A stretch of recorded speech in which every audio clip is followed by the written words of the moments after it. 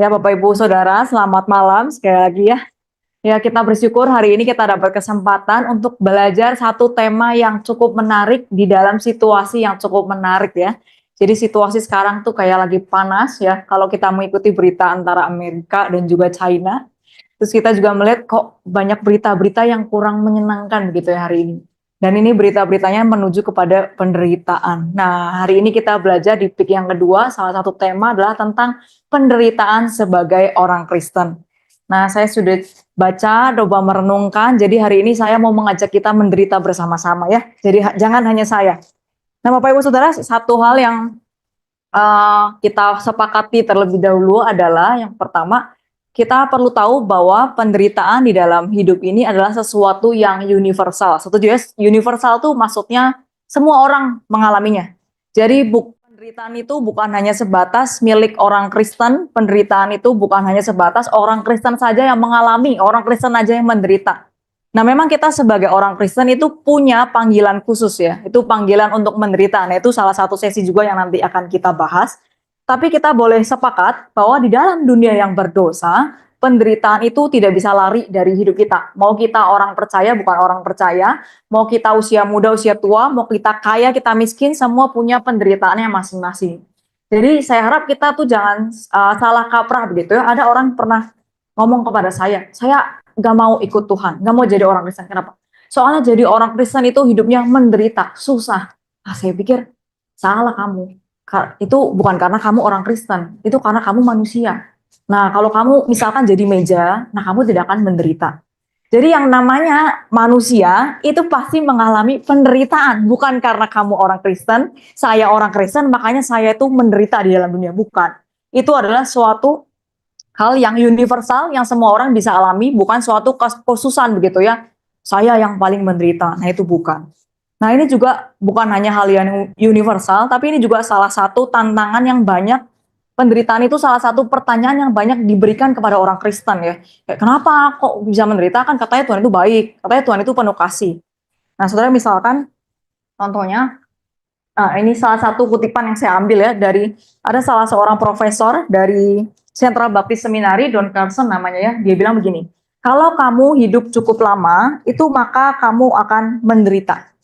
Kalau kamu mau menderita, maka yang perlu kamu lakukan cuma hiduplah cukup lama.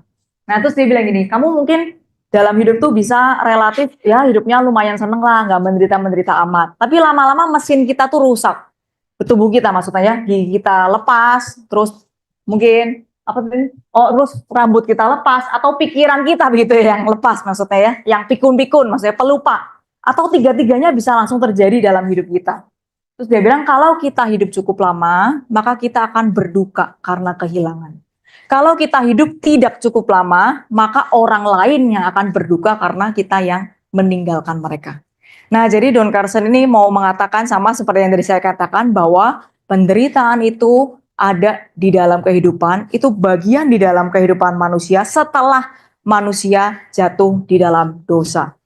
Nah, saudara ada seorang pengkhotbah yang kita mungkin namanya sangat kenal ya, namanya Billy Graham. Nah, Bapak Billy Graham ini adalah seorang pengkhotbah yang sangat populer di Amerika. Kalau di Indonesia itu kita mungkin punya Pendeta Stephen Tong misalnya ya, atau kalau di Hosana kita punya penginjil Karmia. Nah, ini Billy Graham itu luar biasanya sampai katanya ya, dia itu berkhotbah kepada lebih dari 215 juta orang selama hidupnya.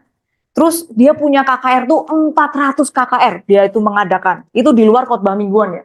KKR-nya tuh di luar. Jadi dia berkhotbah itu ratusan gitu ya. Terus waktu disurvei ke penduduk Amerika yang jumlahnya 350 juta orang, itu katanya orang yang 1 dari 6 orang itu pernah mendengar khotbah Billy Graham. Atau paling gampangnya gini, semua orang di Pulau Jawa, mulai dari Jawa Timur, Jawa Barat, Jakarta, sampai yang kecil-kecilnya di kampung-kampung, seluruh orang di Pulau Jawa itu pernah dengar khotbah Billy Graham. Nah, itu seterkenal itu si Billy Graham. Nah, tapi ada temennya ternyata yang kurang terkenal. Nah, ini namanya Charles Templeton. Si Charles Templeton ini pernah melayani bersama dengan Billy Graham waktu penginjilan di Eropa. Dia juga sama-sama berkhotbah di sebuah KKR.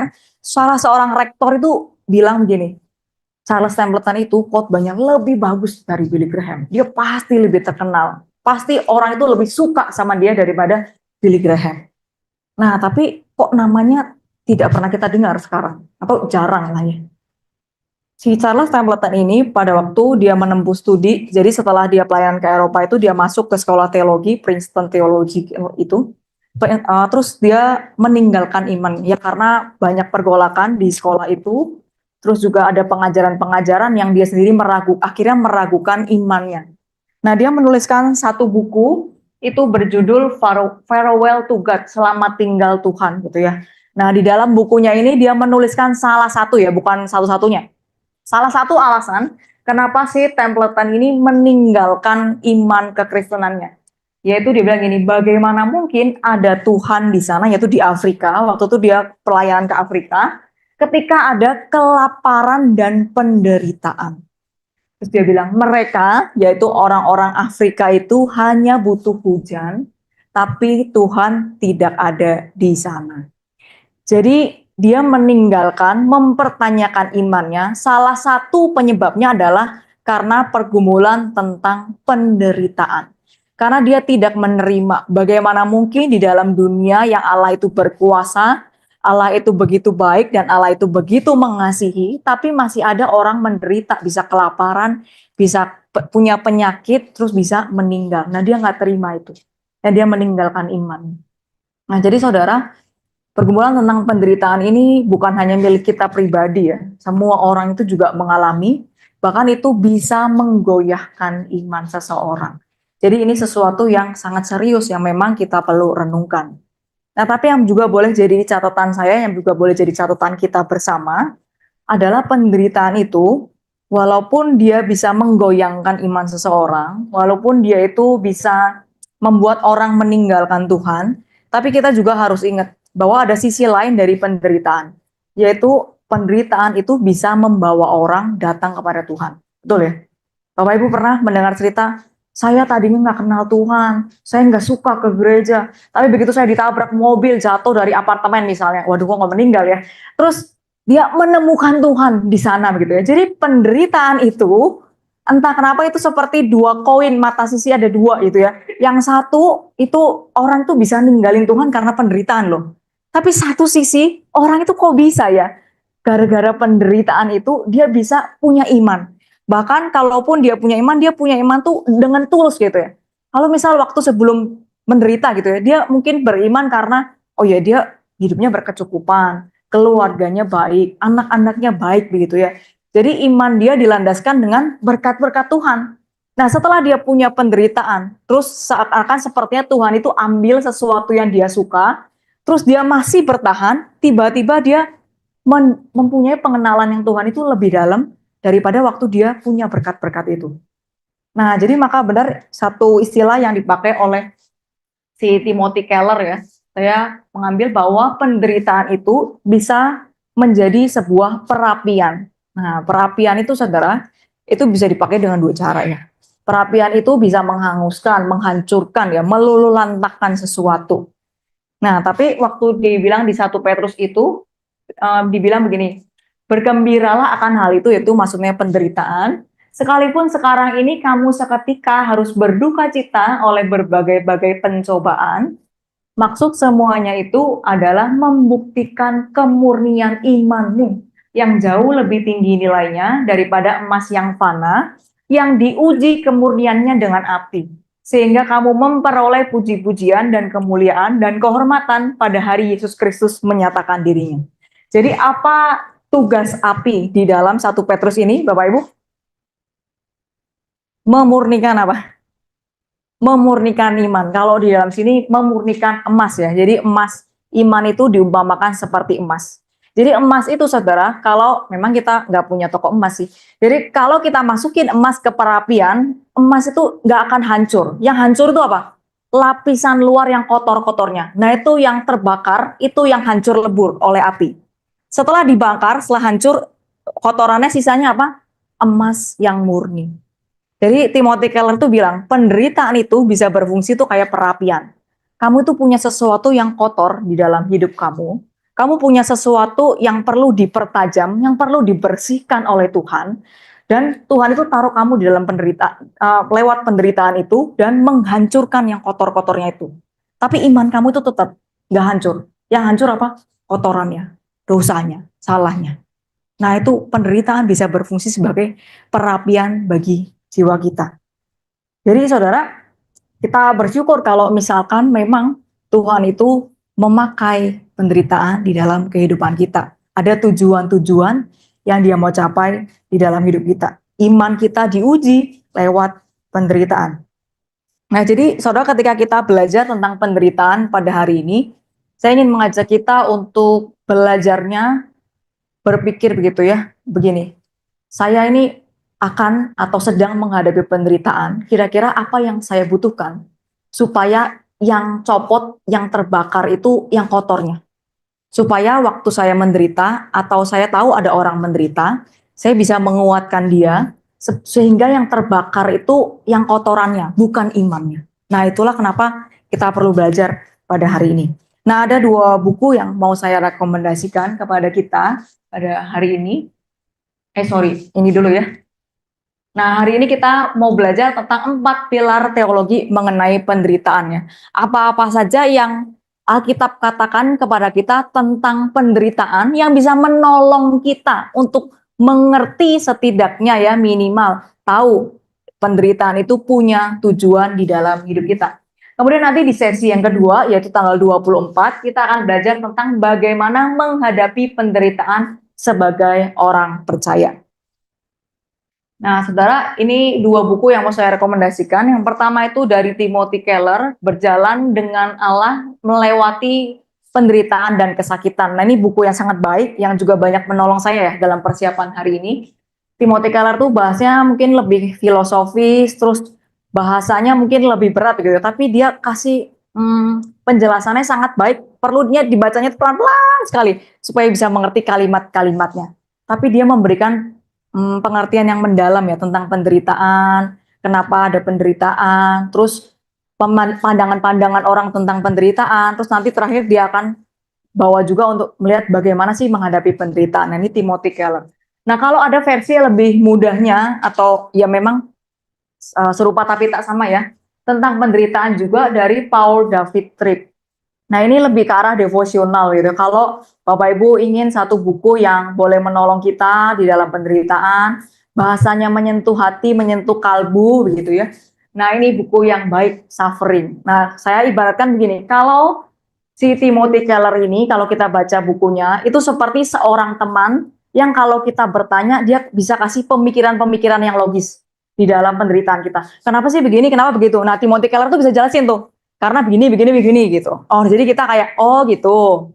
Nah, tapi kalau kita butuh kayak, saya butuh teman untuk didengarkan, saya butuh teman untuk ditemani aja di dalam penderitaan, seperti teman yang mengayomi saya. Nah, berarti Bapak Ibu bacanya buku yang Suffering, Paul David Tripp. Tapi saya rekomendasi tolong baca dua-duanya ya, supaya tidak berat sebelah. Jadi iman, pengetahuan itu semua berjalan bersamaan ya dalam waktu kita menghadapi penderitaan. Nah, saudara, sebelum saya masuk ke dalam 4 pilar teologi yang tentang penderitaan, saya mau membahas secara sedikit bagaimana orang-orang di dalam dunia ini sepanjang segala abad dan masa itu berusaha untuk menjelaskan penderitaan dengan caranya masing-masing, dengan pemikirannya masing-masing, filosofinya masing-masing gitu ya. Nah, ini menunjukkan juga kepada kita memang penderitaan itu bagian penting dari hidup. Jadi bukan orang Kristen aja yang bergumul, orang lain pun juga bergumul. Nah, tapi di dalam pembahasan, begini saudara, kita perlu tahu bahwa pembahasan hari ini bukan untuk memberikan semua penjelasan tentang penderitaan sehingga kita tidak lagi ada pertanyaan apapun tentang penderitaan, bukan ya. Jadi saya hari ini bukan memberikan unbeatable explanation, penjelasan yang tidak bisa didebat, penjelasan yang tidak bisa dipertanyakan, semua tertutup, semua terjelas di dalam penjelasan saya gitu, bukan. Tapi saya mau memberikan better explanation, bagaimana Alkitab itu memberikan penjelasan yang lebih baik kepada kita, yang lebih menolong kita bertumbuh di dalam iman pada waktu menghadapi penderitaan. Jadi tidak ada penjelasan apapun ya di dalam dunia ini yang bisa secara utuh semua-muanya menjelaskan tentang penderitaan utuh sampai kita itu nggak ada pertanyaan lagi. Kenapa? Karena justru disitulah letak iman kita. Ya, iman itu kan ada dua aspek ya. Ada pengetahuan, ada ketidaktahuan. Nah, di mana letak imannya? Dua-duanya. Waktu kita tahu, maka kita bisa beriman. Tapi waktu kita tidak tahu, di situ kita juga bisa beriman. Nah, contohnya begini, saudara. Misalnya, Pak Hussein. Pak Hussein itu misalnya mau apa ya? Mau buka usaha baru gitu. Dia mau bikin hotel di Dago gitu, misalnya. Amin. Nah, terus Pak Hussein itu, kemudian Tuhan itu bilang kepada Pak Hussein ini, Hussein, maaf ya Pak, Hussein, ini saya kasih kamu plan 5 tahun ke depan ya. Jadi nanti di tahun pertama kamu itu akan susah payah keringet darah gitu ya. Untuk apa? Untuk kumpulin orang-orang yang akan mendukung kamu. Kamu akan rapat dari pagi sampai malam dari bulan Januari sampai Desember. Terus nanti di tahun kedua kamu juga masih susah. Ngapain? Ngumpulin modal itu sampai setengah mati. Tapi kamu jangan takut. Nanti di tahun ketiga itu di bulan kira-kira bulan Maret sampai bulan April itu nanti usaha kamu akan mulai lancar. Pendapatan income itu mulai naik bersih gitu income. Nanti bulan kelima hotel kamu full book. Kamu jadi orang kaya, juragan di Bandung gitu. Nah, jadi kalau Tuhan itu kasih semua master plan dia, misalnya pada kita ya, ini hidup kamu 40 tahun ke depan nih, sesuai jamnya, ya dari jam, bulan, tahun, hari begitu ya. Semua sudah ada di depan kita, maka kita tidak perlu lagi beriman, saudara. Kenapa? Ya orang memang kita udah tahu ya, apa yang perlu diimani. Gitu. Justru di dalam ketidaktahuan kita, di dalam pertanyaan kita, disitulah letak iman kita. Ya. Di dalam ketidaktahuan kita, di dalam pertanyaan kita, yang kadang tidak bisa terjawab, itu letak iman. Nah, saudara, mari kita melihat pertama pandangan-pandangan apa dari dunia sekuler yang bukan Kristen tentang penderitaan, menjelaskan penderitaan. Nah, saya cuma angkat 3 aja ya. Pandangan kan pasti banyak ya sepanjang sejarah. Tapi ada 3 yang cukup terkenal. Yang pertama itu ada pandangan stoicisme atau disebut juga budaya Stoa gitu ya. Nah, Stoa ini pertama kali dicetuskan oleh Zeno namanya. Nah, Pak Zeno ini suka berkhotbah itu di tempat yang berpilar. Nah, tempat yang berpilar ini namanya Stoa Pikile. Nah, itulah kenapa kemudian dinamakan dengan budaya Stoa gitu ya, karena dia khotbahnya di Stoa Pikile.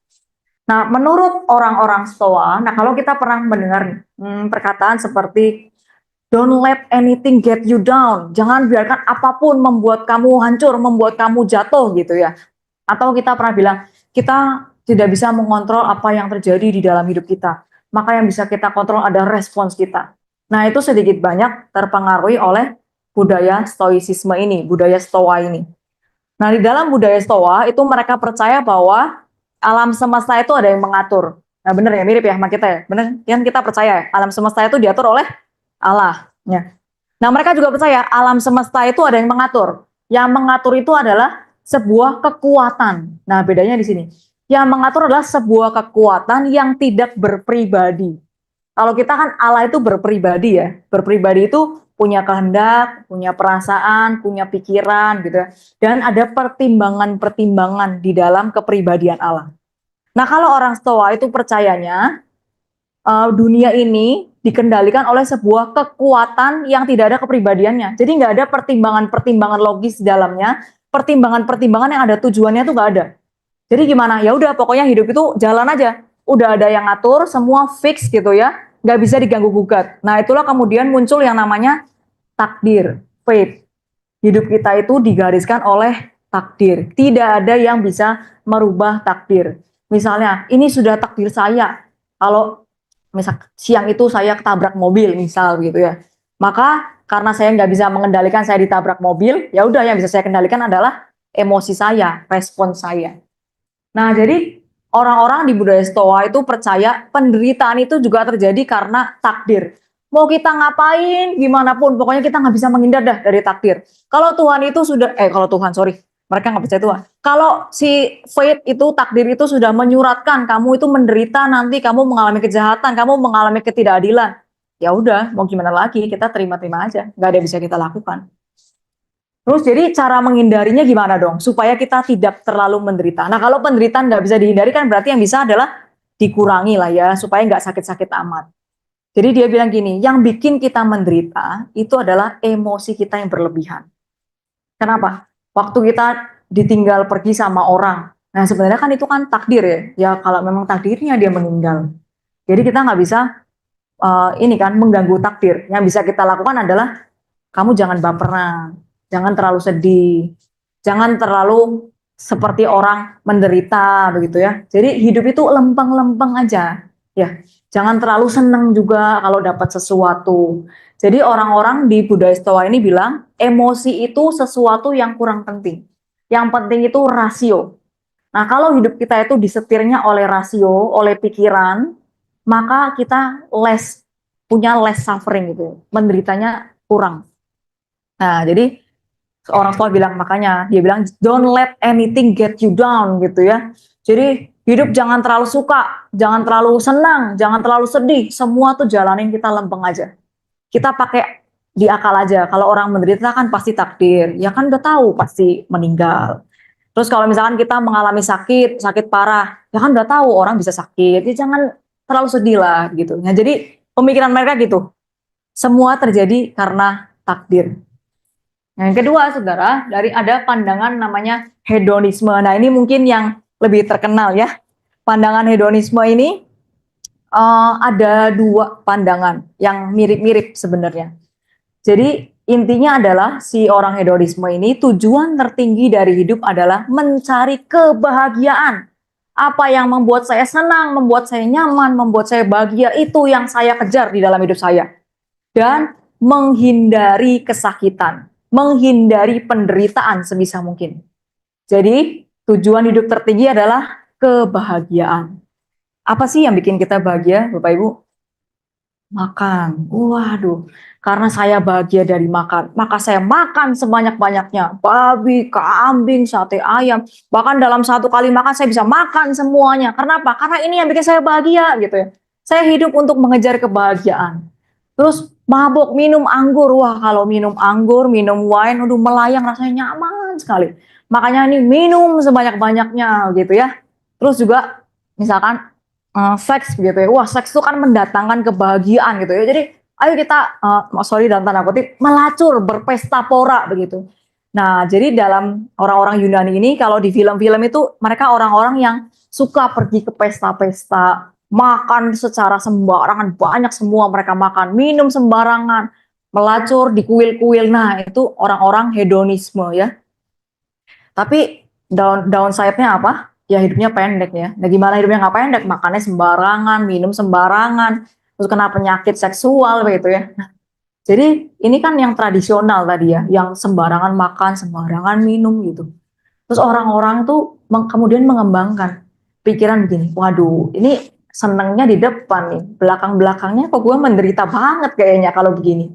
Akhirnya muncullah hedonisme yang kedua, yaitu hedonisme yang disebut etis, yang dipopulerkan oleh seorang filsuf itu bernama Epikuros. Nah, dia bilang begini, kita itu hidup di dunia bukan cari kebahagiaan yang maksimal, tapi optimal. Nah, bedanya gimana? Maksimal sama optimal. Kalau maksimal itu kita sebanyak-banyaknya, yang membuat kita bahagia itu kita telan, kita ambil. Tapi kalau optimal itu begini, walaupun sedikit, yang penting itu membawa kebahagiaan tertinggi buat saya. Jadi kalaupun makan, saya tuh makan gak kayak orang rakus, gak makan seminggu begitu. Tapi saya makan itu dengan nikmat, dengan nyaman, secukupnya. Tapi makannya harus yang bintang 5. Kalau saya makannya di pinggiran, ketoprak begitu ya, sayang kebahagiaan saya ya. Saya makannya harus di yang bintang 5. Makannya steak juga harus yang terbaik. Karena itulah yang membawa kebahagiaan tertinggi buat saya. Kalau minum anggur gitu, minum anggur jangan banyak-banyak, secukupnya. Tapi anggurnya harus yang terbaik, yang difermentasi puluhan tahun, harganya mahal. Supaya apa? Supaya walaupun saya minum sedikit, waduh, tapi ciamik kebahagiaannya tertinggi gitu ya. Terus kalau soal seks, ya yang penting nafsu saya bisa dikeluarkan, hidup itu bisa enak tanpa yang mikirkan hal yang aneh-aneh ya oke lah. nggak apa-apa sekali dua kali mungkin jajan di sembarang tempat. Jadi mereka tuh lebih etis, lebih berkelas gitu ya, nggak sembarangan makan, sembarangan minum, tapi berkelas dalam hidupnya. Nah, walaupun dua kelompok golongan orang ini berbeda caranya, tapi pemikirannya tetap sama, tetap satu, yaitu yang tadi saya bilang, kebahagiaan itu adalah suatu hal yang tertinggi yang harus dikejar di dalam hidup. Jadi penderitaan itu adalah sesuatu yang harus disingkirkan sejauh-jauhnya. Jangan sampai kita menderita. Apapun yang terjadi, pokoknya kalau bisa nih, kita harus bahagia. Penderitaan itu sia-sia, nggak ada tujuannya, nggak ada pembelajaran dari penderitaan. Ibaratnya kayak kita mau pergi di suatu tempat lagi buru-buru, penderitaan itu kayak polisi tidur gitu ya, yang membuat kita harus ngerem, jadi memperlambat hidup kita, jadi nyampe tempat tujuan, nyampe kebahagiaannya lebih lambat. Nah, penderitaan itu nggak ada gunanya. Nah, waktu pada zaman Paulus tuh orang-orang ada yang dipengaruhi oleh budaya hedonisme ini. Nah, misalnya di dalam 1 Korintus 15 ayat 32, itu Paulus menjelaskan tentang pentingnya kebangkitan orang mati. Dia bilang, Yesus Kristus itu bangkit katanya. Kalau dia tidak bangkit dan tidak ada kebangkitan orang mati, si Paulus bilang, maka benarlah mereka yang berkata, marilah kita makan, minum, berpesta pora, sebab besok kita mati. Nah, ini budaya orang hedonisme ya, YOLO. You only live once. Kamu hidup cuma sekali. Ayo makan sekarang, minum sekarang. Soalnya besok udah mati. Gak perlu pikirin apa yang akan datang. Jangan sampai hidup itu di dalam penderitaan. Jangan sampai hidup itu di dalam kesakitan. Harus kita hindari begitu ya. Nah, saudara, kalau sedihnya ada orang-orang Kristen juga yang kadang merasa sama begitu ya, bahwa penderitaan itu sesuatu yang harus dihindari. Gak boleh ada dalam kehidupan kita. Jadi di dalam mereka merasa penderitaan itu sangat menyakitkan. Tuhan, kok kenapa ya kasih saya penderitaan? Jadi akhirnya dikembangkanlah misalkan ada teologi-teologi kemakmuran. Tuhan itu suka dengan kita, makanya dia mau memberikan seluruh berkat. Makanya dia pingin kita itu makmur, pingin kita itu kaya, pingin kita itu sehat, pingin kita naik mobilnya itu Velfire gitu ya. Bukan cuma Innova, bukan cuma Avanza gitu. Nah, jadi kalau saya naiknya Avanza, Innova bagaimana? Nah, berarti ada dosa yang kamu perbuat sehingga Tuhan itu nggak memberikan kamu kemakmuran, nggak memberikan kamu kekayaan, nggak memberikan kamu kebahagiaan gitu. Kalau kamu menderita, berarti ada yang salah di dalam hidup iman kamu. Nah, saya sedih sekali kalau misalkan kita mendengar pengajaran-pengajaran yang demikian. Karena kenapa? Di dalam Alkitab pun, Alkitab bilang bahwa penderitaan itu adalah bagian hidup dari semua orang ketika dunia itu sudah jatuh di dalam dosa.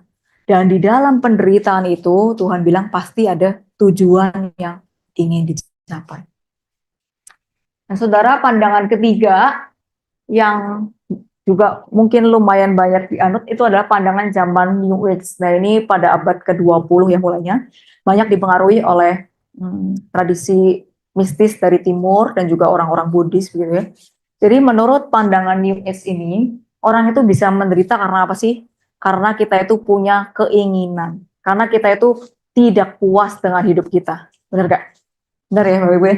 Kita nih, saya lihat, saya ini nggak puas dengan hidup saya nih. Kalau makan cuma nasi sama tempe goreng. Saya lihat teman saya ini makannya steak. Nah, makanya kita berusaha sekeras-kerasnya supaya apa? Supaya saya menginginkan, saya seperti standar orang itu ya, menginginkan standar orang itu. Karena apa? Punya ketidakpuasan. Jadi saya kerja keras sampai kadang sakit-sakitan. Jadi menderita ya. Menderitanya dari mana munculnya? Awalnya dari ketidakpuasan hidup. Karena saya itu pengen hidupnya lebih baik daripada sekarang. Saya itu pengen hidupnya lebih makmur dari sekarang, lebih kaya dari sekarang, lebih sehat dari sekarang. Nah, jadi karena punya keinginan, makanya kita menderita. Nah, ini dipengaruhi juga oleh budaya Stoa ya. Kalau seandainya kita nggak punya keinginan, maka tidak mungkin kita menderita. Kalau kita nggak punya keinginan kan, ya kita jalanin aja hidup kita ya. Mau makan tempe ya bersyukur, mau makan ayam goreng bersyukur, nasi kecap bersyukur, nasi sambal juga bersyukur ya. Nggak punya keinginan di dalam hidup. Nah, jadi kata orang-orang dengan budaya New Age ini bilang, bagaimana cara kamu mengatasi penderitaan? Caranya cuma satu, singkirkan semua keinginan di dalam kehidupan. Jangan mencintai sesuatu terlalu erat, mengasihi sesuatu terlalu erat, menginginkan sesuatu terlalu banyak, terlalu menggenggam terlalu kencang. Nah, itu nanti sumber penderitaan. Dia bilang, jangan menginginkan sesuatu apapun. Jadi kita disuruh untuk menginginkan, tidak menginginkan apapun. Jadi gimana ya maksudnya? Jadi kita diminta untuk supaya kita itu jangan menginginkan sesuatu apapun. Nah, gimana tuh ceritanya? Nah, saudara, ini adalah cara-cara ya, bagaimana orang-orang sepanjang zaman, sepanjang abad berusaha menjelaskan penderitaan dengan caranya masing-masing ya. Dan kita tahu bahwa penderitaan di dalam Alkitab itu berbeda pandangannya dengan apa yang tadi kita sudah dengarkan, yang tadi kita sudah pelajari. Kalau ada satu kalimat yang bisa merangkum penderitaan di dalam kekristenan, maka saya mau ambil kata-katanya R.C. Sproul ya, dibilang gini, suffering, penderitaan bagi orang Kristen itu tidak pernah menjadi latihan di dalam kesia-siaan. Nah, jadi menarik ya, R.C. Sproul bilang penderitaan itu adalah latihan, yang kedua penderitaan itu adalah tidak pernah sia-sia. Nah, ini cukup merangkumkan. Jadi sekarang kita sudah boleh pulang. Oh jangan ya, belum juga masuk materinya, sudah disuruh pulang. Nah, saudara, hari ini kita mau belajar 4 pilar teologi lah. Jadi bagaimana pandangan Alkitab itu ya tentang penderitaan yang harus saya tahu, yang bisa mempersiapkan saya di dalam menghadapi pertanyaan-pertanyaan hidup ya. Minimal kita punya landasan teologis gitu. Nah, ada 4 pilar besar yang memang mungkin ada lebih banyak, tapi saya rasa 4 pilar ini yang paling utama, yang perlu kita tahu terlebih dahulu. Nah, saudara, 4 pilar ini fungsinya itu seperti kursi begini ya. Aduh, ini terlalu berat. Nah, kursi itu kan kakinya 4. Nah, 4-empatnya itu harus bekerja sama-sama ya. Jadi nggak bisa kemudian yang satu lebih pendek dari yang lain, yang satu lebih letoy daripada yang lain. Nah, itu jadi kursinya nggak bisa menanggung beban, nggak kuat. Jadi bagaimana kursi itu bisa bekerja sebagaimana mestinya, 4-empatnya itu harus bekerja sama kuat, sama-sama bersamaan gitu ya, dalam waktu yang sama. Nah, sama, waktu kita belajar tentang 4 pilar ini, 4-empatnya ini diharapkan ya saudara, kita pegangnya bersamaan. Jangan melihat hanya dari satu kaki aja, melihat dari 2 kaki aja, jatuh kita. Nah, 4-empatnya ini menolong kita. Semoga waktu kita mengalami penderitaan atau kita sedang sekarang dalam penderitaan, nah ini bisa memberikan kita kekuatan untuk menjalani kehidupan kita. Nah, 4 pilar itu apa, saudara? Nah, ini dia. Yang pertama kita akan melihat dari penciptaan dan kejatuhan. Yang kedua itu ada harapan hari depan yang akan menolong kita juga dalam penderitaan. Yang ketiga itu ada misteri kedaulatan Allah. Dan yang keempat ada Allah yang turut menderita. Nah, saudara, saya meminjam kursi ini, kursi. Nah, ini ya, kursi yang sering disebut-sebut sama penginjil Karmia. Ada yang mau menjelaskan kepada saya 4 kursi ini artinya apa? Waduh, lupa Bu. Kasihan. Nah, ini adalah 4 garis besar ya gambaran Alkitab. Kalau kita biasa kenalnya penciptaan, kejatuhan, penebusan, pemuliaan. Nah, ini diringkaskan dengan lebih sederhana. Bahwa awalnya itu semua diciptakan Allah baik, kemudian ada jatuh dalam dosa menjadi jahat, kemudian ada pembaruan itu di dalam penebusan Kristus, dan nanti sempurnanya adalah ketika Tuhan itu datang kembali kedua kalinya. Nah, saudara, kita melihat bahwa di dalam rancangan Allah yang mula-mula, dan kita percayai sama-sama ya, kita itu duduknya di sini ya. Rancangan Allah mula-mula adalah baik. Waktu Allah menciptakan segala sesuatu, dia itu selalu kasih evaluasi. Tuhan menciptakan ini baik gitu. Evaluasinya A. Nah, selesai dia menciptakan manusia, dia memberikan evaluasi penutup. Semuanya sangat baik. Nah, saudara, tidak mungkin kemudian ada kejahatan di dalamnya, lalu Tuhan bilang, ini baik, ada kejahatan. Enggak, Tuhan kita tidak mungkin memandang kejahatan itu dengan baik. Maka yang bisa kita simpulkan adalah pada waktu awal mula penciptaan, itu tidak ada namanya kesakitan, penderitaan, kejahatan, sakit hati, kehancuran, kerusakan relasi itu enggak ada begitu ya. Jadi kejahatan, penderitaan itu bukan bagian dari rancangan originalnya Allah. Jadi nggak bisa kita berkata Allah yang menciptakan kejahatan. Oh enggak. Di dalam dunia yang Allah mula-mula katakan baik. Dia bilang tidak ada kejahatan. Jadi waktu kita datang ke ibadah duka ya Bapak Ibu, ada satu kalimat yang kadang tuh sering kita dengar berulang-ulang. Bilang gini, di dalam hidup itu tidak ada hal yang pasti. Tuh ya. Dalam hidup itu tidak ada hal yang pasti, saudara-saudara. Yang pasti adalah kematian. Nah itu biasanya di ibadah duka gitu ya. Jadi kita seakan dipaksa menerima bahwa kematian itu hal yang memang sepantasnya, selayaknya ada di dalam dunia ini. Nah saudara, di dalam dunia mula-mula Allah, kematian itu tidak ada. Jadi kematian itu bukan sesuatu yang sebenarnya sepantasnya ada di dalam dunia yang sempurna. Benar ya? Ini kita samakan dulu. Jadi kematian itu bukan bagian dari ciptaan orisinil Allah. Jadi sebenarnya waktu kita itu berduka sekali ketika kita kehilangan keluarga. Waktu kita mengerang gitu ya, mempertanyakan kenapa ini kok harus dipanggil oleh Tuhan begitu ya.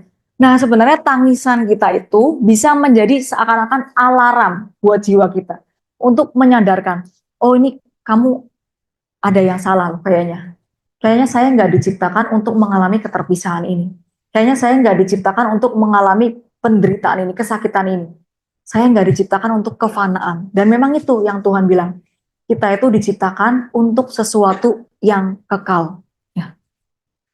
Jadi penderitaan itu bisa menjadi alarm yang membangunkan kita. Kok sepertinya ada yang salah ya dengan dunia ini. Kayaknya bukan begini harusnya. Kayaknya bukan begini kebaikan yang Allah rancangkan. Dari mana kemudian dosa itu masuk, saudara ya? Nah, kita melihat setelah di Kejadian 1 sampai 2 yang kita sepertinya semua surga, semuanya indah gitu.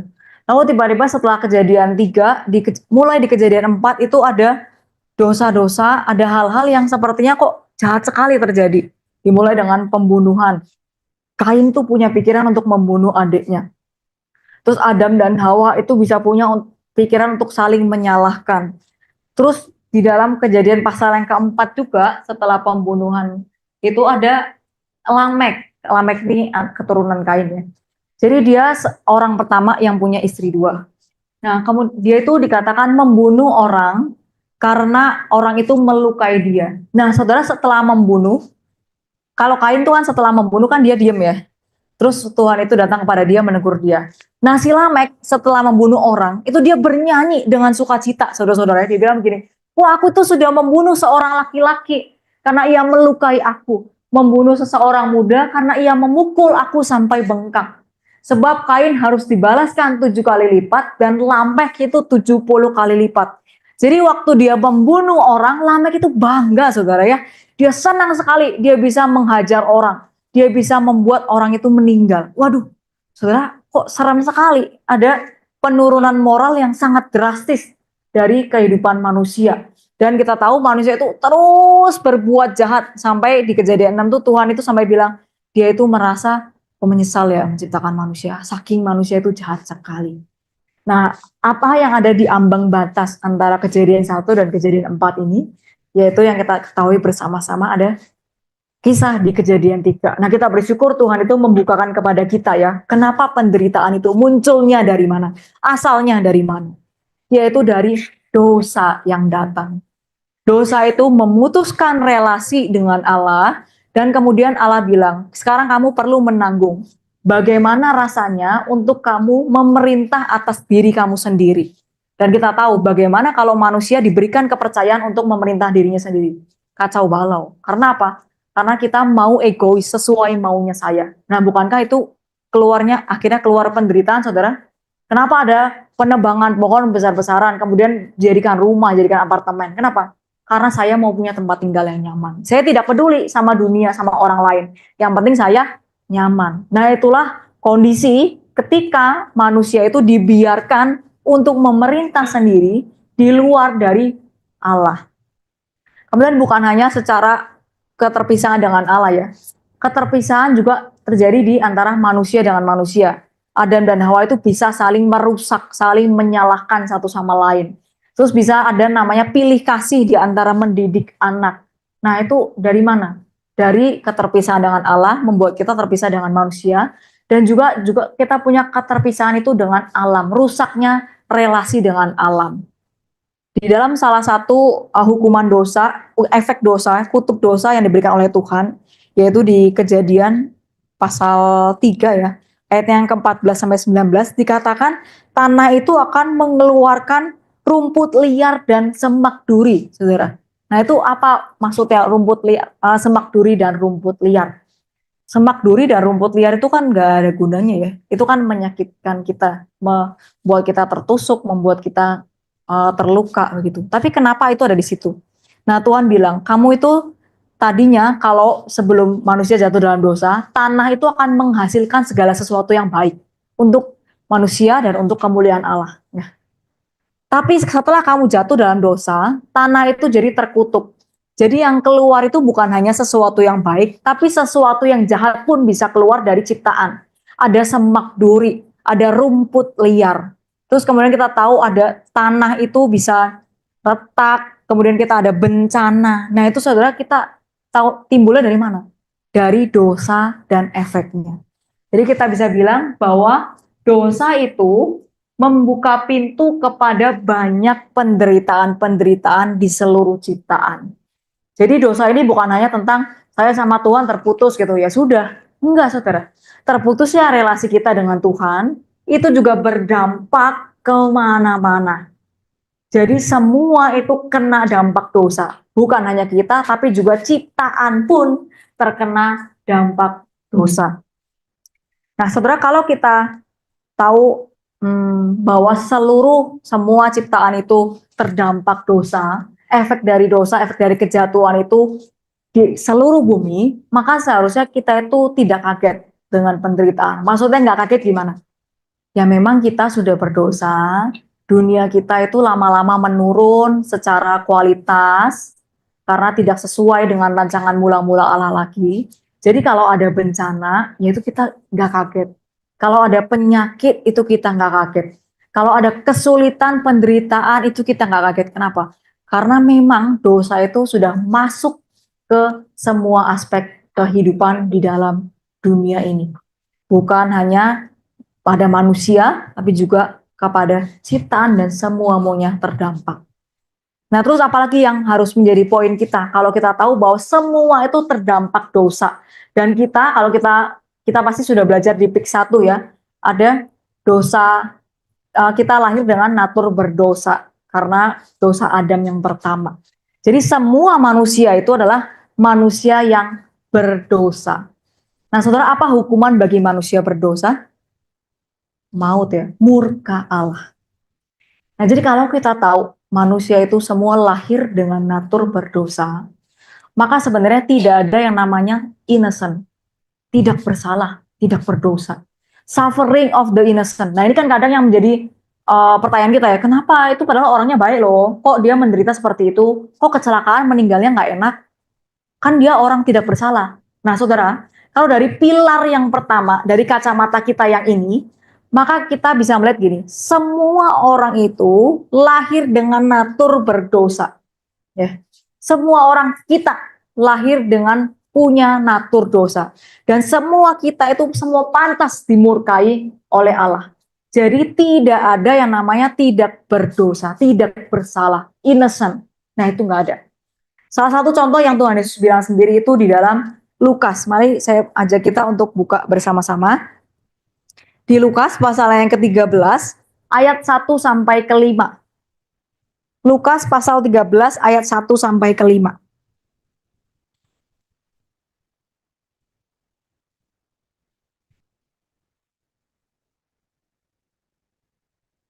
Lukas 13 ayat 1 sampai 5, kalau sudah menemukan, silakan barisan yang di sebelah kanan saya membacakan ayat pertama, yang sebelah kiri saya ayat yang kedua ya.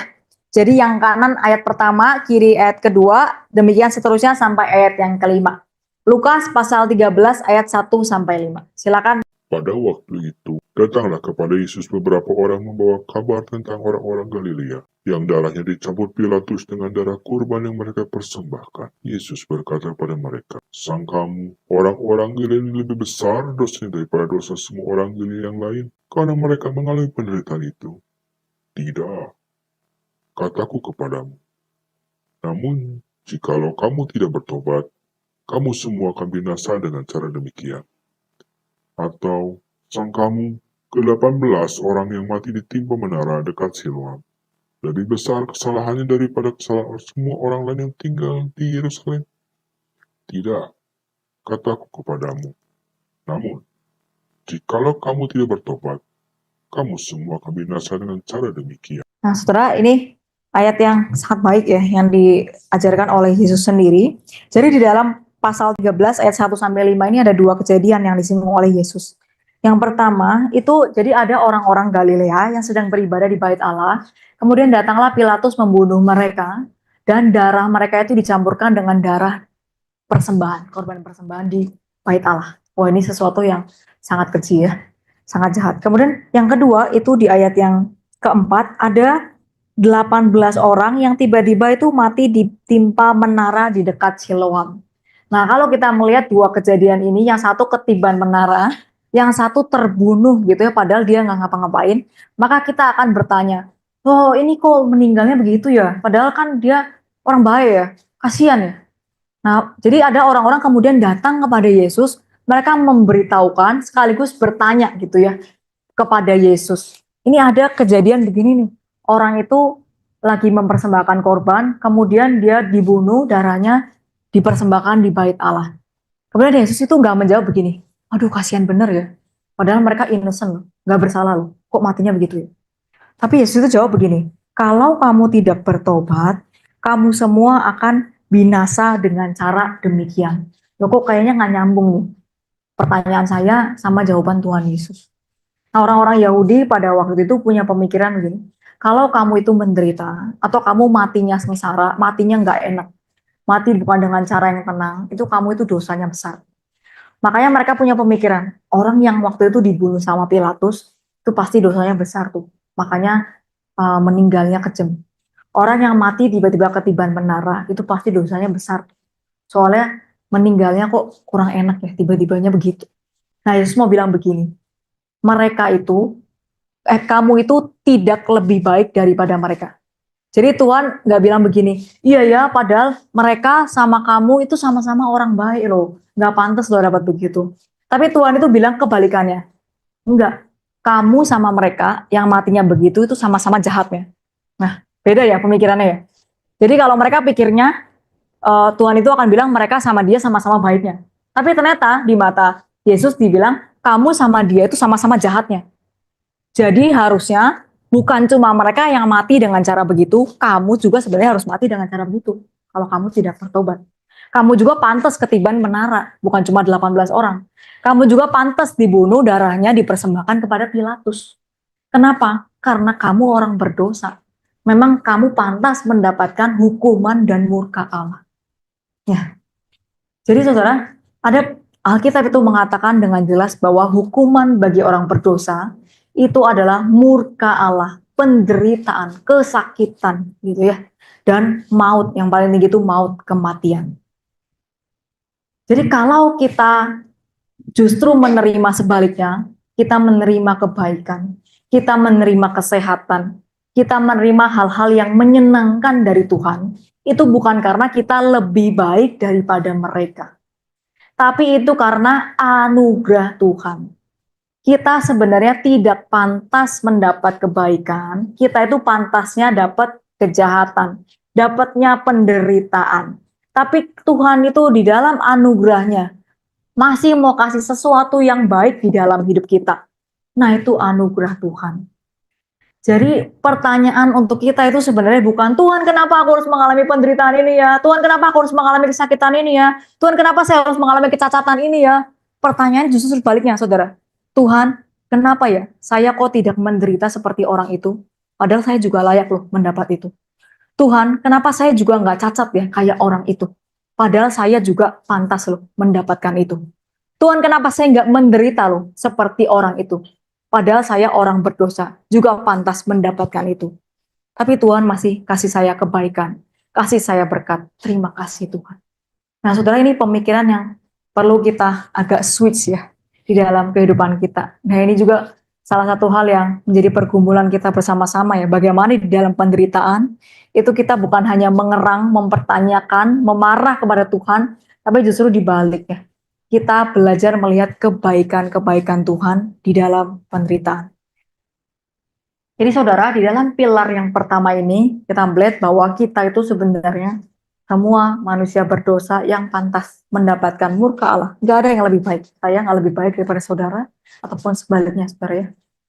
Nah, yang kedua yang bisa menjadi penguatan kita, pilar kedua di dalam penderitaan adalah tentang ini ya, harapan hari depan. Setelah sesuatu yang jahat, Tuhan itu, rancangan Tuhan itu apa sih? Nah, di sempurnanya itu nanti maka yang Tuhan tuh ingin wujudkan di dalam kehidupan kita. Nah, yang sempurnanya itu apa? Yang menjadi rancangan Tuhan yang pokoknya nanti tuh kita dapat tuh. Nah, itu apa? Ada namanya hari penghakiman, saudara ya. Hari penghakiman itu dikatakan Tuhan Yesus itu datang kedua kalinya, lalang itu dipisahkan daripada gandum, orang yang tidak percaya kepada Tuhan dipisahkan, kambing dan domba itu dipisahkan gitu ya. Dan kita dihakimi menurut apa? Iman kita. Nah, jadi dihakiminya bukan menurut kebaikan kita ya. Kalau kebaikan kita nggak bisa, semuanya juga gagal. Tapi dihakimi menurut iman kita, saudara, pada hari penghakiman itu. Dan Tuhan itu akan menunjukkan keadilannya yang terbesar di sana. Kejahatan itu dimusnahkan selama-lamanya. Nah, hari penghakiman ini sesuatu yang menyeramkan ya kalau kita baca di Wahyu itu. Nah, saudara, nanti di rumah baca ya kitab Wahyu 20 sampai 22. Nah, ini seperti sesuatu yang menyeramkan. Tapi sebenarnya ini membawa pengharapan ya bagi kita sebagai orang Kristen.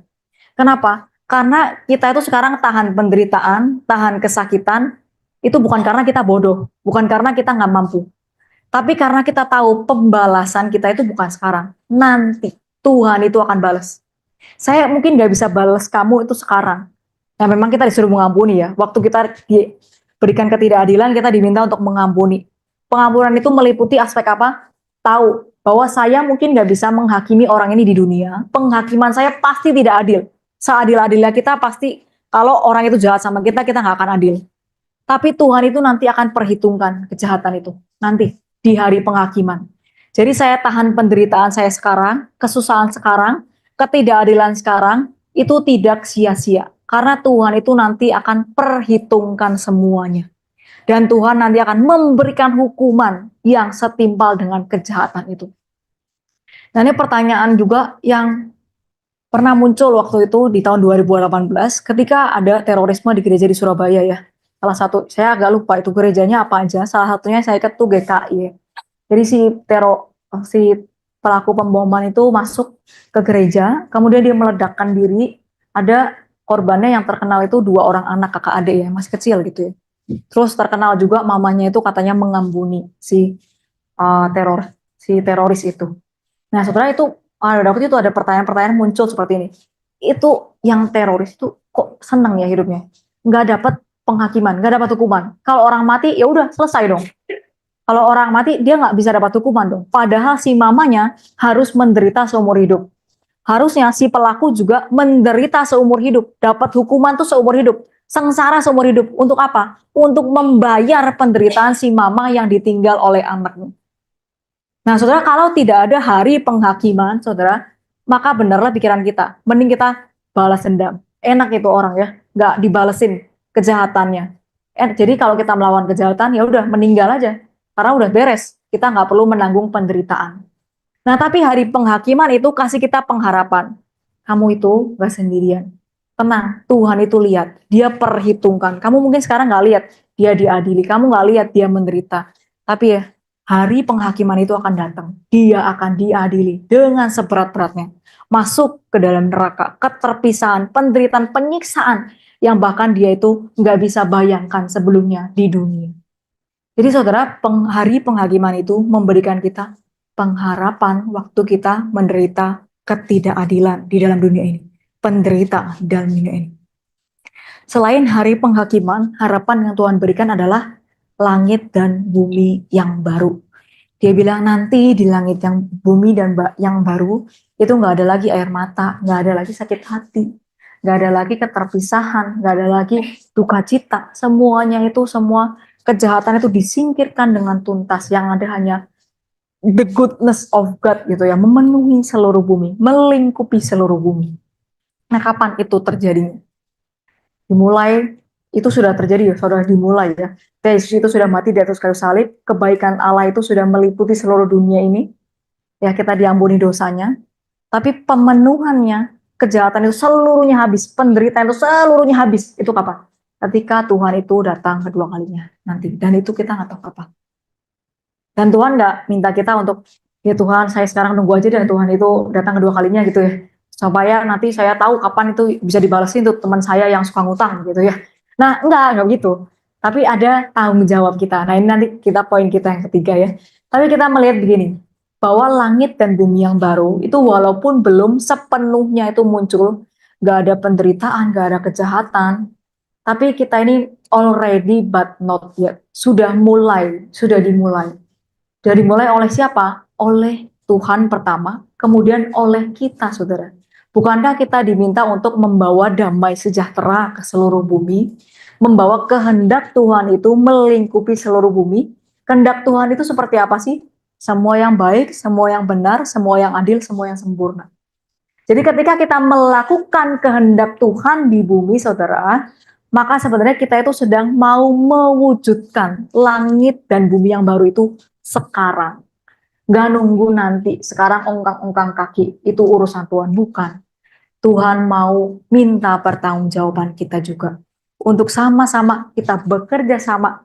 Untuk apa? Kehendak Tuhan itu diwujudkan dengan nyata di dalam dunia ini. Nah saudara, pilar yang ketiga, nah ini ada satu penulis bernama Peter van Inwagen yang memberikan gambaran begini. Pada suatu saat nanti katanya ya, di dalam kekekalan itu tidak ada lagi penderitaan yang seharusnya terjadi. Ya kalau di dunia ini ada penderitaan yang tidak seharusnya terjadi ya, yang kita nggak salah tapi kita menderita, nah itu bisa terjadi. Tapi katanya nanti di langit dan bumi baru, dalam kekekalan itu nggak ada lagi. Masa sekarang yang kelam, zaman kejahatan itu pada akhirnya akan diingat sebagai kerlipan singkat, saudara. Waduh, kita kalau menderita itu rasanya satu hari bagaikan satu tahun ya. Tapi kata dia ternyata semua itu hanya kerlipan singkat. Wah, senang banget nih si Peter ngomongnya ya, enak juga dia ngomong.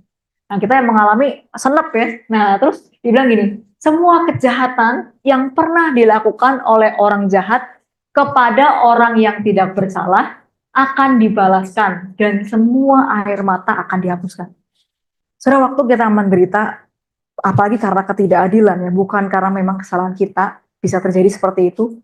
Saudara ingat ini, nanti yang tidak bersalah itu akan ada reward dari Tuhan.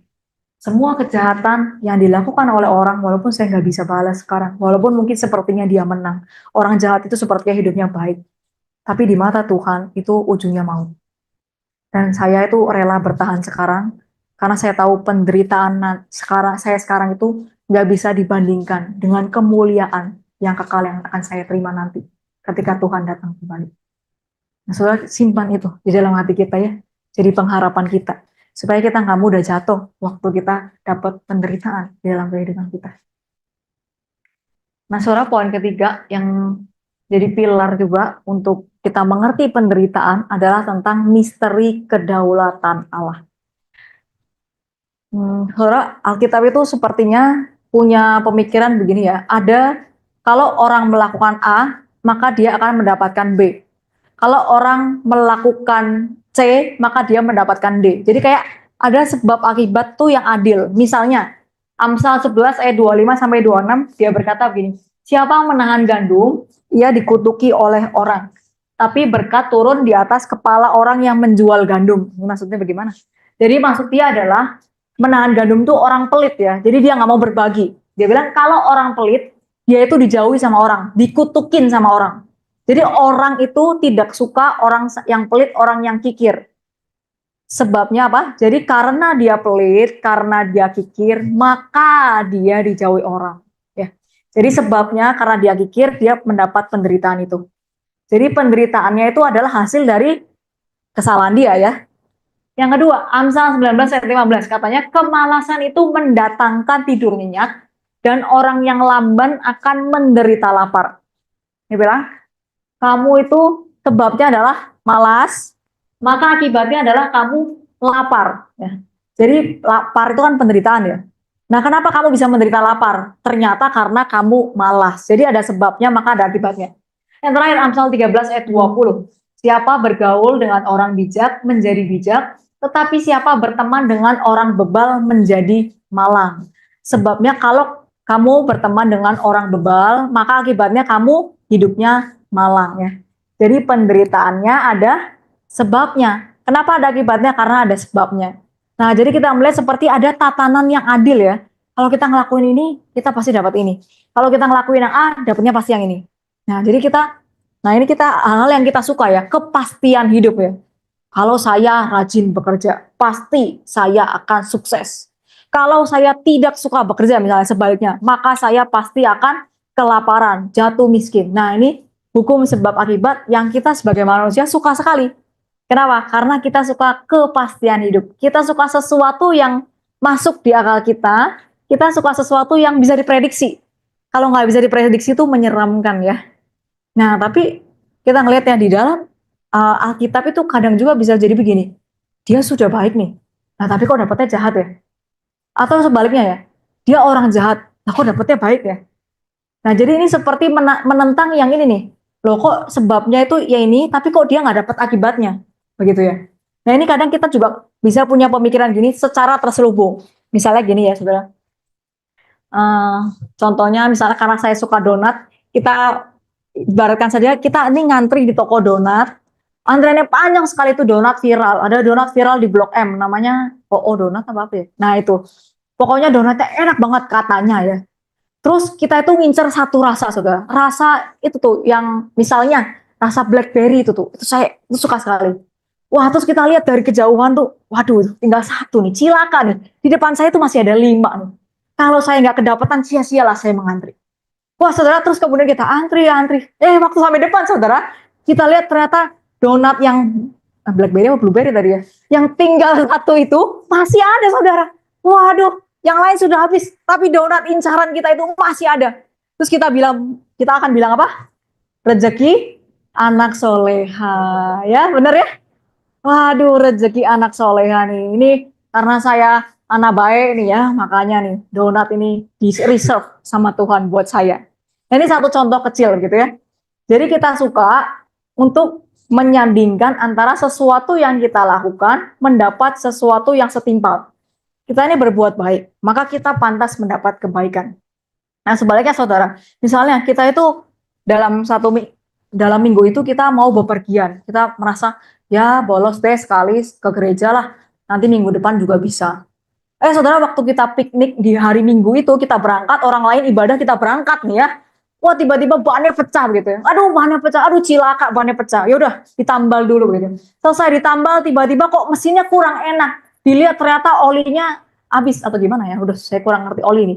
Nah, terus pokoknya harus ke bengkel, saudara, ganti oli. Terus dilihat sama orangnya, wah ini kok kayaknya ada yang kurang bener nih, setirnya atau remnya. Jadi diservis juga semua-muanya. Jadi habisnya banyak gitu ya. Terus kita pikir, aduh cilaka nih, maunya untung jadi buntung. Gara-gara saya pergi liburan nih, saya nggak datang ke gereja sih, makanya saya begini. Coba kalau saya datang ke gereja, saya nggak datang ke gereja habisnya 5 juta. Coba kalau saya ke gereja, habisnya 5.000 doang buat persembahan. Nah, misalnya begitu ya. Nah, jadi kita nih mikir gini, kenapa saya kok ngalamin bahan pecah itu, kenapa tuh? Karena saya nggak ke gereja itu loh. Waduh, pasti Tuhan itu marah sama saya. Nah, saudara, hati-hati sekali pemikiran seperti ini ya. Kok kalau kita dalam pemikiran gitu, Tuhan kita itu pikirannya kecil sekali ya. Dikit-dikit marah, dikit-dikit ngambek, dikit-dikit baper, begitu ya. Nah, jadi kita suka sesuatu yang bisa diprediksi. Tapi Alkitab bilang ada hal-hal itu yang tidak bisa diprediksi. Dia bilang Tuhan itu mendatangkan hujan bukan hanya untuk orang baik, di semua orang jahat pun juga dapat. Jadi kita nggak bisa kemudian bilang ini terjadi karena saya baik, ini terjadi karena saya jahat. Saya menderita karena saya jahat. Orang itu tidak menderita karena dia baik gitu ya. Nah, ini juga yang terjadi di Mazmur pasal 73. Si Asaf tuh bilang, saya melihat kalau orang itu hidup di hadapan Tuhan tuh hidupnya benar, hidupnya lurus gitu ya. Tapi saya sebentar lagi terpleset gitu, tergelincir. Kenapa? Karena saya lihat hidup orang fasik itu lebih gemuk-gemuk daripada saya. Saya menderita kelaparan, saya mengalami penderitaan, susah hidup. Tapi itu orang fasik, orang jahat kok hidupnya enak, gemuk-gemuk. Mazmur 73 ya. Nah, jadi Asaf itu dia bilang, saya tuh hampir tergelincir. Untuk apa? Untuk punya pemikiran yang tadi. Saya itu pantasnya mendapat yang baik, karena saya orang baik. Kalau orang yang tidak percaya Tuhan itu pantasnya dapat yang jahat, karena dia orang jahat. Nah, itu pemikiran yang Asaf itu hampir tergelincir katanya. Sampai dia bilang di pasal 73 ya, dia melihat dari sudut pandang Allah ya, bahwa ternyata Allah itu punya penghakiman. Nah, saudara, kalau kita tahu bahwa hidup kita itu nggak selalu bisa diprediksi seperti itu ya, baik-baik, jahat-jahat, maka kita ini harus punya pemikiran Allah itu adalah Allah yang berdaulat di dalam kehidupan kita ya. Berdaulat itu artinya apa? Dia mengatur, dia ada di dalam segala sesuatu, di dalam sejarah semua. Itu tidak ada yang terlewatkan di dalam hidup kita. Nah, tapi saudara, kedaulatan Allah ini, kedaulatan yang seperti apa? Kedaulatan Allah, Allah itu berdaulat atas segala sesuatu di dalam sejarah, tapi kedaulatan Allah tidak menghilangkan atau mengurangi tanggung jawab kita sebagai manusia. Jadi Allah berdaulat atas segala sesuatu betul, tapi karena Allah berdaulat bukan berarti kemudian kita bisa ongkang-ongkang kaki nggak perlu ngapa-ngapain. Contohnya begini, Allah itu mau memberi kita berkat, mau memberi kita kecukupan gitu ya. Lalu kita berpikir, Allah itu kan pasti memelihara saya. Jadi yang perlu saya lakukan adalah ya udah, saya duduk aja, ongkang-ongkang kaki, menunggu uang itu jatuh dari langit untuk memenuhi kebutuhan hidup saya. Nah, itu artinya kita meniadakan tanggung jawab kita, ya. Nah, Allah itu bilang dia memelihara kita, tapi di bagian yang lain dia bilang, kalau kamu malas, kamu itu tidak pantas makan. Pantasnya apa? Kelaparan. Jadi kedaulatan Allah itu tidak membuat kedaulatan Allah untuk memelihara kita, itu tidak membuat kita tidak perlu bekerja, ya. Tapi justru kedaulatan Allah, rencana Allah itu diwujudkan melalui pilihan kita, tanggung jawab kita, pekerjaan kita, ya. Di sini kita clear dulu ya. Jadi kedaulatan Allah tidak membuat tanggung jawab kita itu berkurang, tidak membuat tanggung jawab kita itu tidak diperlukan, tapi justru Allah bekerja melalui pilihan kita, melalui tanggung jawab kita, melalui tindakan kita. Kenapa? Karena kita manusia yang berpribadi, saudara. Sebagai manusia yang berpribadi, kita punya pikiran, kita punya perasaan, kita punya kehendak, dan Allah menghargai kehendak kita. Dia tidak mengabaikan. Dia nggak berdaulat gini, pokoknya saya punya rencana ini, terserah kamu mau melakukan apapun, pokoknya jadi ya ini, gitu ya. Nggak perlu, sebenarnya kamu nggak perlu ngelakuin itu, nggak perlu bantu saya gitu. Tapi karena kamu mau ya udah lakuin aja. Sebenarnya sih nggak ada gunanya juga sih kamu melakukan itu. Nah, Allah nggak begitu. Tapi dia ingin kita juga melakukan sesuatu, kemudian di dalam pilihan kita itu Allah itu bekerja. Rencananya itu bekerja lewat pilihan kita. Dan kita harus bertanggung jawab secara penuh ya, terhadap pilihan-pilihan kita. Nah, ini sangat berkebalikan dengan pandangan takdir ya. Kalau pandangan takdir itu apa tadi? Ya memang, ya terima aja. Mau kita ngapain juga nggak bisa ya. Ya emang udah ada yang ngatur dari sononya. Mau kita jungkir balik kalau nggak dikasih juga percuma gitu ya. Jadi yang bisa kita lakukan, terima, pasrah, nggak perlu melakukan sesuatu, nggak ada tanggung jawab, nggak ada tindakan yang bisa kita pertanggungkan. Bukan, saudara ya, Allah kita nggak seperti itu. Tanggung jawab manusia dan juga kedaulatan Allah itu sama-sama bekerjanya di dalam kehidupan kita. Kalau dikasih presentase gitu, misalnya, kan kita kalau di hidup itu presentasenya adalah kalau kamu 50 berarti saya pasti 50. Kalau kamu 80 berarti saya 20 gitu ya. Nah, tapi kalau di dalam tentang kedaulatan Allah di dalam hidup kita, itu presentasinya 100 dan 100, saudara. 100 plus 100 jadi 100. Nah, ini memang sulit ya di dalam akal pikiran kita. Jadi 100% kedaulatan Allah itu bekerja di dalam hidup kita, dan 100% pilihan kita, tindakan kita itu harus dipertanggungjawabkan. Kita bertanggung jawab. Kalau kita memilih sesuatu yang salah, maka kita bertanggung jawab terhadap pilihan kita. Tapi pilihan kita yang salah itu tidak mengacaukan rencana Allah yang baik di dalam hidup kita. Nah, kita kadang merasa, waduh nggak adil dong. Jadi kalau saya melakukan kesalahan, ini dong, bisa, kan saya jadi menderita gitu. Coba kalau Tuhan itu ambil alih semua-muanya, kan saya nggak perlu menderita. Hidup kita jadi lebih enak. Nah, saya akan Saya ingat begini ya saudara, saya punya seorang adik yang paling kecil itu umurnya 10 tahun, bedanya 10 tahun sama saya. Sekarang udah kuliah ya. Nah, waktu dia awal-awal lahir, saudara, saya ingat dia gemuk sekali. Dia 3,6 kilo begitu. Waduh, itu pipinya capi kemana-mana. Nah, waktu itu saya umur 10 berarti kelas 3 apa kelas 4 ya. Nah, adik saya satu lagi itu umurnya cuma beda setahun dari saya. Jadi kami berdua tidak pernah punya pengalaman mengasuh seorang bayi, mengasuh seorang adik. Nah, tapi karena adik saya itu lucu sekali, saya bilang sama mama saya, "Mah, saya mau dong gendong, pengen dong, kok engkau nggak boleh," gitu ya. Terus mama saya bilang, "Jangan, kamu masih kecil," gitu ya. "Nanti ini kalau kamu gendong, kalau kamu nggak kuat tuh lehernya patah loh, nanti meninggal loh adik kamu." Waduh, jadi cilaka saya, jadi takut ya. Nah, jadi saya pada waktu itu tidak diberikan kepercayaan untuk melakukan sesuatu begitu ya. Supaya apa? Supaya adik saya jangan terlibat kesakitan karena gara-gara ulah saya. Nah, seiring saya bertambah besar, adik saya juga bertambah besar, mama saya tuh tiba-tiba jadi suka nitipin dia ke saya gitu loh, kok jadi keenakan ya? Tadinya nggak boleh, terus jadi keenakan. Jadi kadang dia suruh saya gendong, suruh saya yang tidurin, saya yang mandiin, bahkan saya yang nganter dia pipis kalau kamar mandi gitu ya. Nah, kenapa saudara?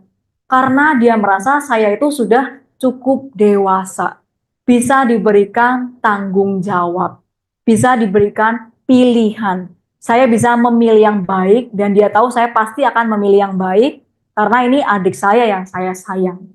Jadi sebenarnya waktu kita diberikan pilihan dan kita mendapatkan gitu ya pilihan untuk melakukan sesuatu, berpikir sesuatu secara bebas, itu adalah tanda bahwa kita sudah dewasa dan kita dilibatkan. Ya kalau dalam kasus tadi saya dilibatkan dalam rencana mama saya untuk membesarkan adik saya gitu ya. Nah, sama dalam halnya rancangan Allah gitu ya. Kenapa Tuhan itu nggak mengambil 100% kendali, udah ya 100%. Dia, kamu nggak usah berbuat apa-apa, kamu 0%, saya 100%. Kenapa? Karena dia itu menghargai kita. Karena kita adalah pribadi yang berharga. Sebagai pribadi yang berharga, maka kita berhak punya pikiran, berhak punya perasaan, berhak punya pilihan-pilihan. Dan Tuhan menghargai pilihan itu. Ya, artinya kita dianggap cukup dewasa gitu ya untuk bertanggung jawab terhadap pilihan-pilihan kita. Jadi kedaulatan Allah itu bukan membuat akhirnya kita merasa disetir gitu ya, bukan. Atau membuat kita merasa ditinggalkan karena saya harus bikin pilihan, saya bertanggung jawab terhadap pilihan saya, bukan. Tapi dia lihat kita itu cukup dewasa loh untuk bikin keputusan loh. Kamu itu berharga loh, saya mau dengar pendapat kamu loh. Saya mau dengar pikiran kamu loh. Kamu boleh melakukan loh yang kamu anggap baik. Dia bilang gitu. Nah, konsekuensinya kalau ada tindakan kita yang memang salah, nah, disitulah terjadi penderitaan ya. Kita menanggung penderitaan atas konsekuensi kita. Salah satu contoh di dalam Alkitab yang sangat baik itu adalah dari kisah Yusuf ya. Di Kejadian pasalnya yang ke-50 ayat 18 sampai 20. Boleh kita buka bersama-sama. Kejadian pasal 50 ayat 18 sampai 20. Kalau saudara-saudara sudah menemukannya, boleh satu orang membacakannya buat kita semua. Kejadian pasal 50 ayat 18 sampai 20.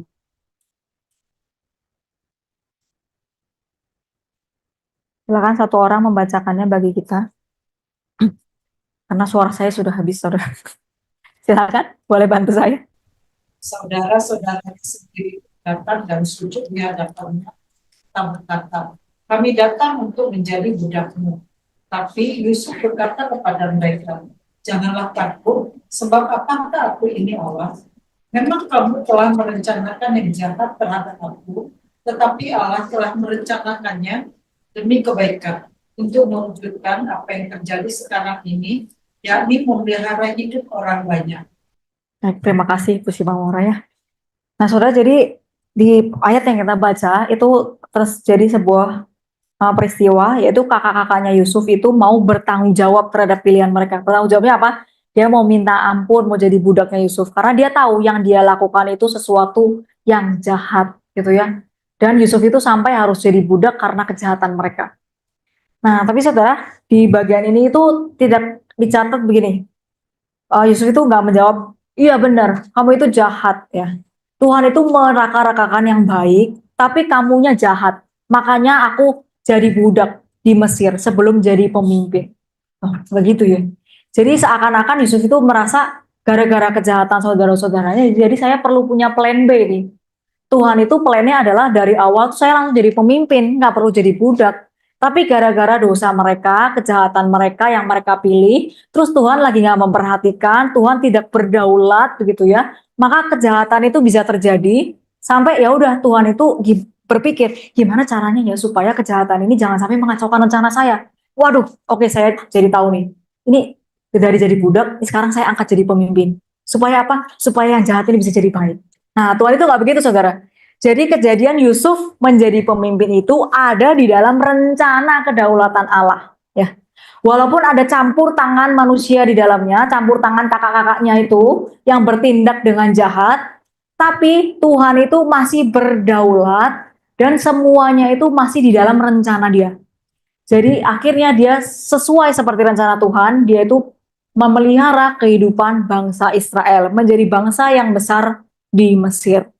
Jadi dalam satu peristiwa yang sama, manusia itu sepertinya bisa melakukan bertindak yang jahat sejahat-jahatnya, tapi di dalam kacamata Tuhan, itu masih ada di dalam kedaulatannya Tuhan.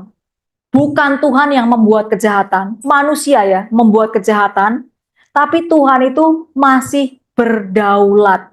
Tuhan itu nggak lagi tidur waktu manusia itu mengalami kejahatan, dijahati, tidak adil itu nggak lagi tidur. Masih ada, masih berdaulat. Tapi dia mengizinkan itu kenapa? Karena ada sesuatu yang besar yang mau diwujudkan melalui penderitaan yang harus dialami. Nah, saudara, misteri kedaulatan Allah ini harus kita cerna dengan pelan-pelan sekali, saudara ya. Kenapa? Karena ini bisa memberikan kekuatan yang paling besar pada waktu kita menghadapi penderitaan. Kalau kita tahu bahwa tindakan pikiran kita itu berpengaruh ya, didengar oleh Tuhan, kita punya 100% tanggung jawab, maka itu kita perlu hidup dengan benar ya. Kenapa? Karena kita juga harus bertanggung jawab terhadap kehidupan kita. Apa yang kita lakukan dengan tidak baik, kita akan mendapatkan penderitaan. Jadi kita harus hidup dengan benar sesuai firman Tuhan. Dan kita mengusahakan kebenaran di dalam dunia ini. Jadi waktu kita mengusahakan kebenaran, mengusahakan keadilan, lalu ada beberapa waktu ini saya lihat di Instagram itu, bukan beberapa waktu ya, ada booming sustainable, apa sih namanya, gerakan sustainable. Jadi kayak memakai pakaian itu secukupnya, terus kayak kalau pergi ke tempat makan itu bawa tempat makan supaya nggak menyampah dengan terlalu banyak gitu ya. Nah, terus pada waktu beberapa influencer tuh melakukan hal itu ya untuk katakan untuk menjaga bumi, menjaga lingkungan. Nah, kemudian banyak orang tuh berkata, alah percuma kamu lakuin itu. Lihat aja orang yang lain masih jajan sate tusuknya berapa, jajan sate bungkusnya berapa, kalau makan sisa makanannya berapa gitu ya. Nah, terus saya suka sekali nih ada orang yang menjawab gini, itu kan pertanggungjawaban mereka. Saya melakukan yang jadi bagian saya. Tapi ya, sisanya adalah tanggung jawab mereka dan kedaulatan Allah. Nah, ini sesuatu yang baik ya.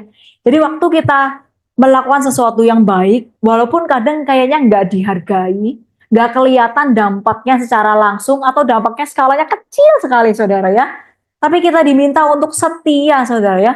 Karena apa?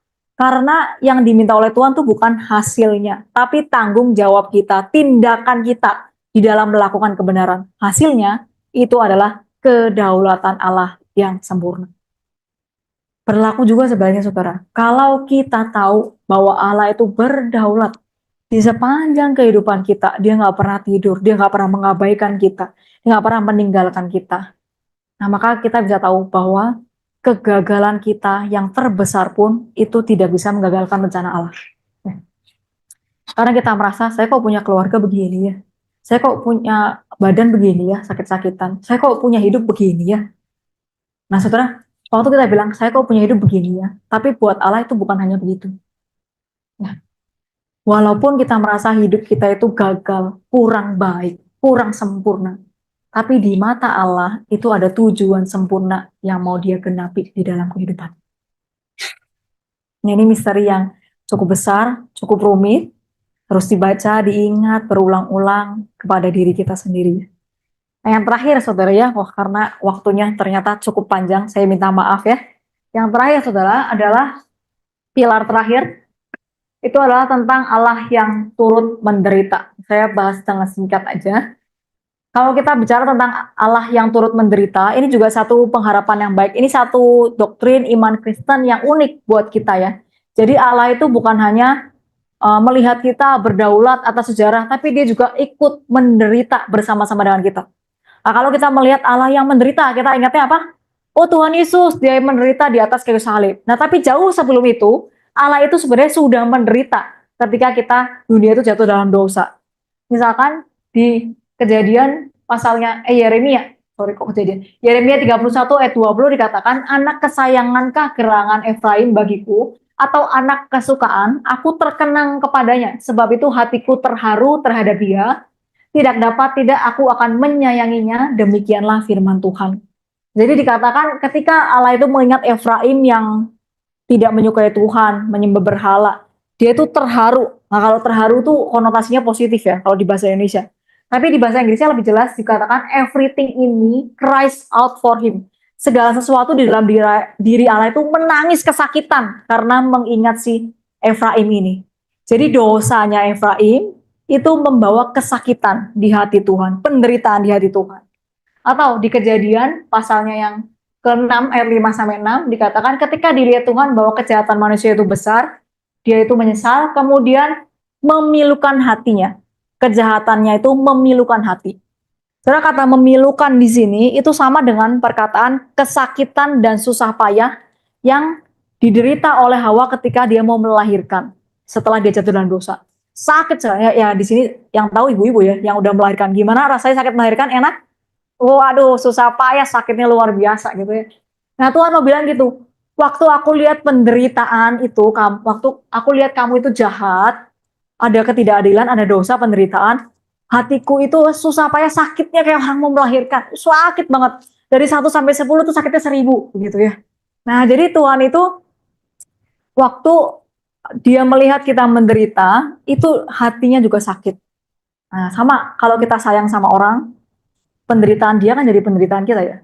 Kita punya pasangan, istri kita nangis, sedih, menderita, sakit. Nah, kita sebagai suami, sebagai pasangan juga seakan-akan padahal dia yang sakit, tapi saya juga ikut menderita. Saya juga ikut nelongso gitu. Nah, karena apa? Karena begitu mengasihi. Nah, Allah juga begitu mengasihi sampai hatinya juga sakit.